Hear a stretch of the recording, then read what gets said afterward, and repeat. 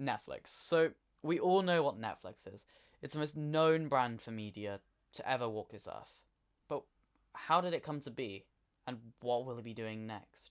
So in 1998, the brand was officially launched. It was selling DVDs on the internet like no other service around, except for Blockbuster. So the internet was a very new thing. It had only been given to the public since the 90s, really, and that was meaning it was a very hot place for businesses to take off.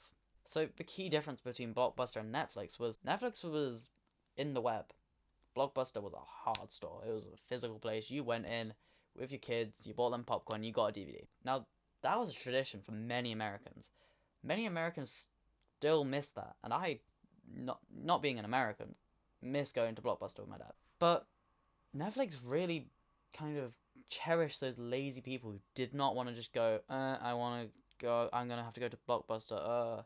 It's more, oh, I can just order another DVD. So it just cherished those lazy people, which we all are. And I think that was great. So Netflix in its following year, because it had to compete with Blockbuster in some way, released monthly subscriptions, which Blockbuster at that time did not have, which allowed people to rent DVDs out for a lot cheaper just for a little monthly price, which, compared to Blockbuster, you were buying the DVD to just give it back, and that was not worth it. So they had that edge, and they started expanding, and they started taking over America and being pretty much in North America as good as Blockbuster.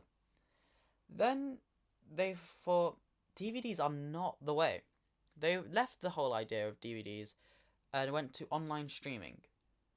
Now, this is when Canada caught on, and they expanded to Canada, giving them some of the shows that they had in America and just testing them some new ones out on them, like guinea pigs. And that went really well. Like, well, I mean, that's what they do today, and they are big. That was their quintessential explosion moment. So, from then, it was just all uphill. They started expanding to Europe, to UK and Ireland. It grew to Asia, then went over to Australia.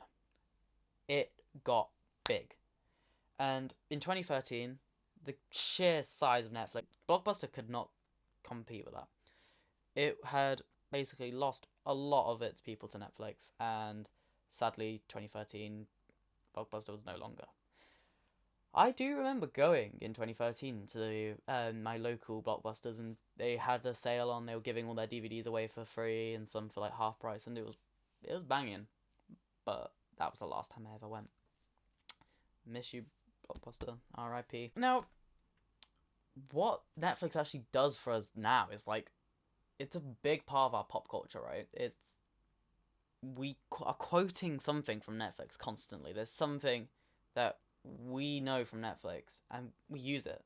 Whether it be something from Breaking Bad, Riverdale, whether it be something from Stranger Things, like singing the Neverending Story song. I don't know. But Netflix is ingrained in here.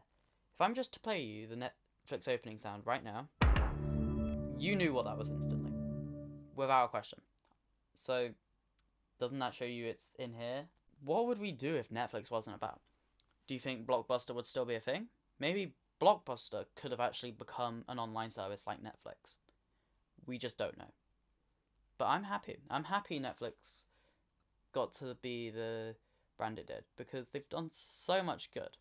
For the LGBT community, they've released so many programs that feature diversities and was not quite as known to other countries in the world. It put it online for all to view. So it's done some real good. Like, wow. My idea for Netflix in the future is, it's not really hardcore, but it's like fact. But it just makes sense where the media is actually currently going, which is channels. We watch TV. Well, we used to watch TV. But now we all watch on demand because we can just go out and find what we want later. So that's where I think Netflix comes in. It's a role model. It's the model for all TV channels to be. We're going to be scrapping in the UK our TV license probably media companies are going to think, let's use, I don't know, ITV. They're going to just scrap their channel and just play the on-demand stuff on the television, and you just basically go through your TV remote with all your channels and you can watch what that day had, because it just makes sense. We are busy people. We are constantly doing things. We have friends, we have family, and we have pets. We need to socialize. We don't stay indoors and watch TV anymore because that's boring as hell. So Netflix basically is the role model. We watch Netflix when we get home. We watch Netflix when we're in bed. We watch Netflix on our way to work, on our way to school. We watch Netflix on our way to another country. We watch a lot of Netflix. So I think TV channels are gonna want to get in on that. Because once the TV license goes in the UK, well, they're not really getting much. Oh, another idea I think Netflix has been playing with is going into actual film, and actually they've released new cameras which are Netflix approved, which you have to use for film. And I think they're going to go a step further than that and start claiming software as Netflix approved, such as Avid. But it's an interesting road. I don't think it's ever safe to predict where something so big is going, because Netflix has surprised us. I'm very excited to see what Netflix comes out with. So that is basically the little rundown of Netflix. It was a brief history to kind of present and my idea for what I want the future to be for Netflix. So I will greet you goodbye and have a good one.